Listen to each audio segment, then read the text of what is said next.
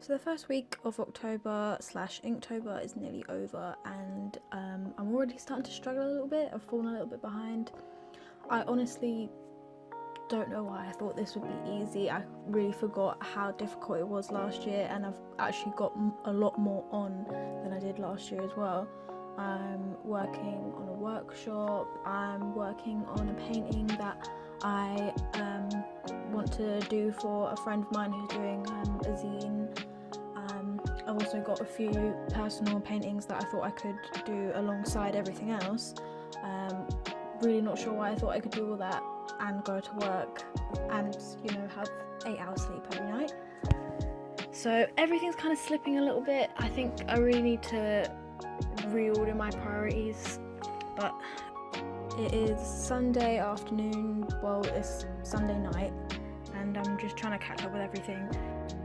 I did want to spend the whole weekend kind of catching up with things and doing all my to-do lists and getting through everything that I've been kind of putting off, but I'm seeing someone new, so I ended up spending the weekend with them, which was nice. Like, honestly, I really enjoyed it, but now I'm behind and I'm slightly panicking, but I need to remind myself that it doesn't matter if I don't do everything perfectly on time. Like, it's not that big a deal. I think so much pressure is just put on Inktober, and you see all these really beautiful illustrations. Oh my god, the amazing drawings and paintings that I've been seeing has just kind of bummed me out a little bit, and I really didn't want that for myself this year. I really wanted to look at other people's things and feel inspired and think like, oh, that's what I can work on, this is what I can work on.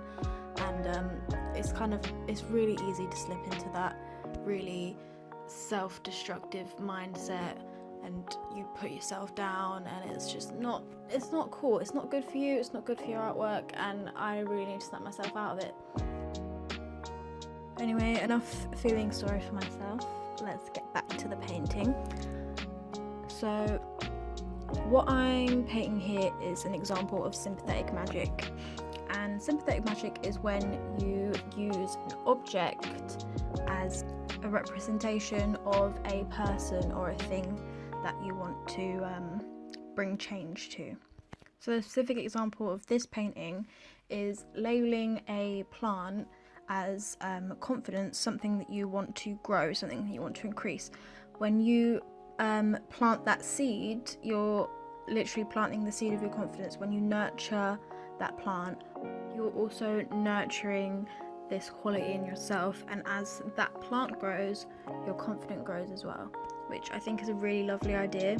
What gave me inspiration for this is I saw a story about this witch who labelled all of her plants after her closest friends, and she claimed that when one of her plants was suffering and wilting, it meant that one of her friends was going through a hard time, and she could tell that and she could reach out to them and help them, and I thought that was really adorable.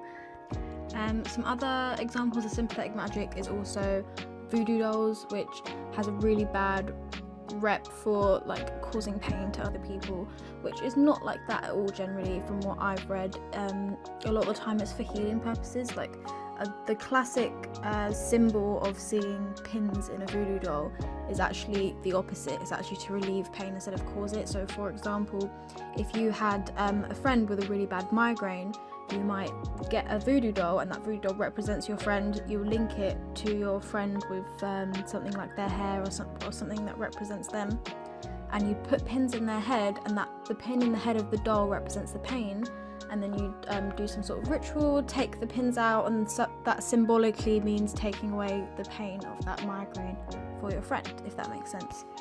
And I think there's really no limit to what you can use Sympathetic Magick with, as long as you take an object and kind of spiritually link it to the thing you're trying to act change upon.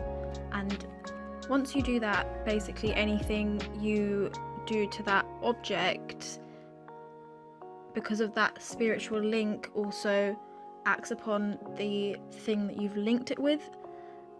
And this is something you can do really easily, no matter what resources you have at hand, because it's something you can just make using whatever you have around, as long as it has a symbolic connection to what you're trying to do. So I actually really struggled with this painting in pretty much all of the aspects of it. Firstly, the gold ink. It was actually really hard to get a nice, flat, even coverage with it, which is what I wanted to do, and it's patchy and it like didn't want to layer on top of itself, and it was just very annoying to work with. So I think I might invest in maybe some gold paints that are better, or some gold leaf or something, because I just can't be able to work with this gold ink anymore. It's nice for like really small accents, but if you want to do a large flat surface, it's really not great for that. And then I thought I overworked it quite a lot. When I first had it just black and white with the gold, I thought it looked quite cool, but my initial plan was to add colour, so I added colour anyway.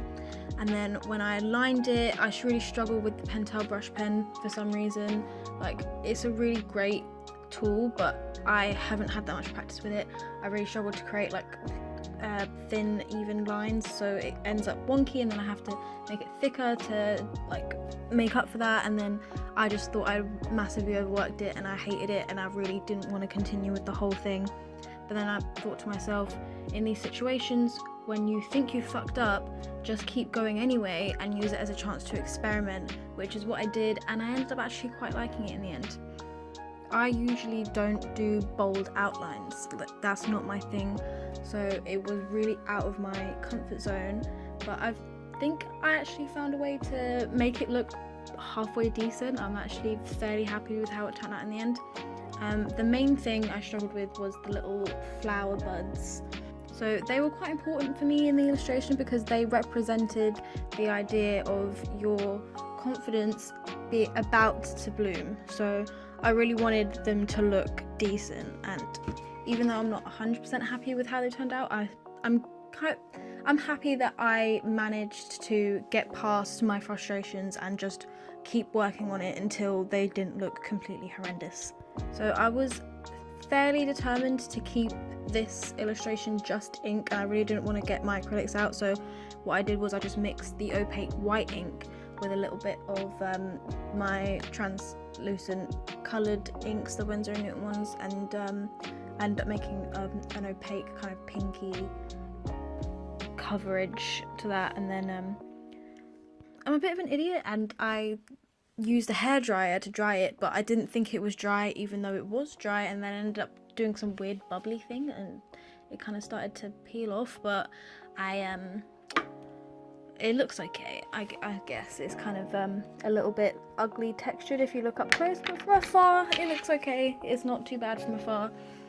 Then I just went in with some more line work, and hey presto, it's not a horrendous piece of art. It's actually halfway decent, and I don't hate it, so yay me.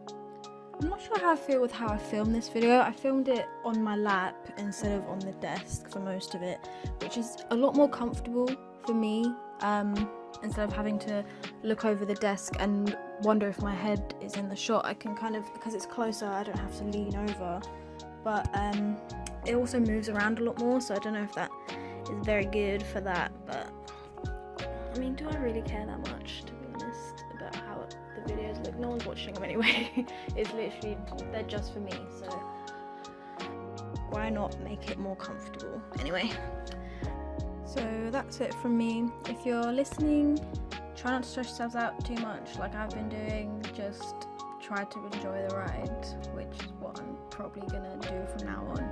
If I mess up, I mess up, because that's life. Anyway, see you tomorrow, hopefully, if I can finish the video in time. Okay, bye!